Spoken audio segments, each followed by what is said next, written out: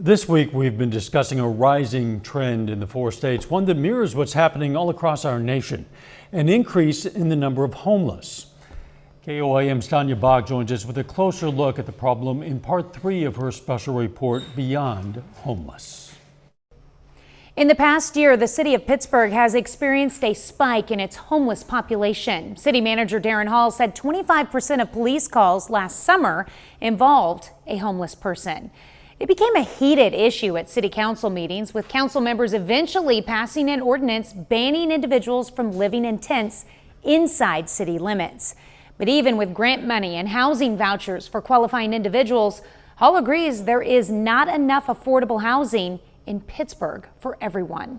I got in the house for a couple months last winter. 2023 numbers from the Kansas point-in-time count show 41% of homeless people live in the state's rural communities, like Pittsburgh. Whatever the situation is, they're people.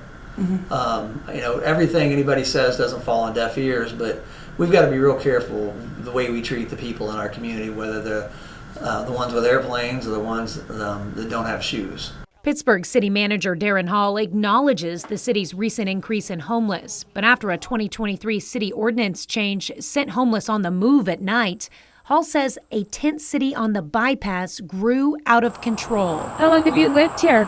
We've been here about a year. We have so many people complaining that the pedestrian traffic across the bypass was extremely dangerous. It just got to a point where we were like, we just need to put an end to it because somebody's going to get hit and it's going to be a disaster. This fall, the city removed the Highway 69 tenants and their belongings, but with the return of warmer temps, new encampments emerged both on the Highway 69 bypass and next to the 4th Street Railroad overpass.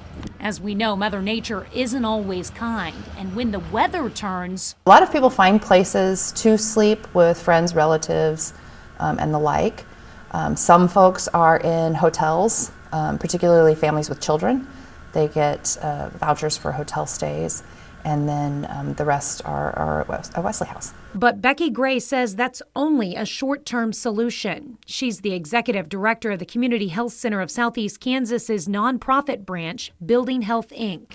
Gray says one long-term solution involves purchasing properties and building new homes through the city's land bank. We demolish probably $50,000, $60,000 worth of properties a year. Some of them are homes, some of them are just lean-tos and old garages, but we have another $100,000 in for the 2024 budget to continue that, because that is a problem. I mean, it's just flat out illegal and unsafe to live in a building that doesn't have utilities. Currently, the city has 65 land bank properties for sale. The best use for us is housing, because we definitely have a housing shortage like every town in America, I think, right now.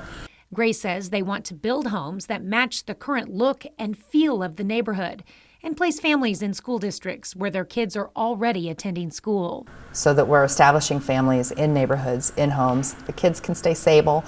We can start disrupting some of the generational cycles of poverty that we see. And hopefully, 15, 20 years from now, things are going to look a lot different in Pittsburgh.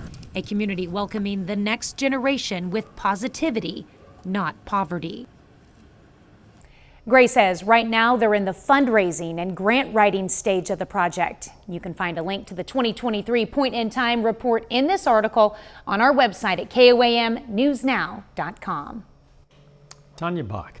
We're also providing a link to the City of Pittsburgh's website where you can find more information about purchasing land bank properties.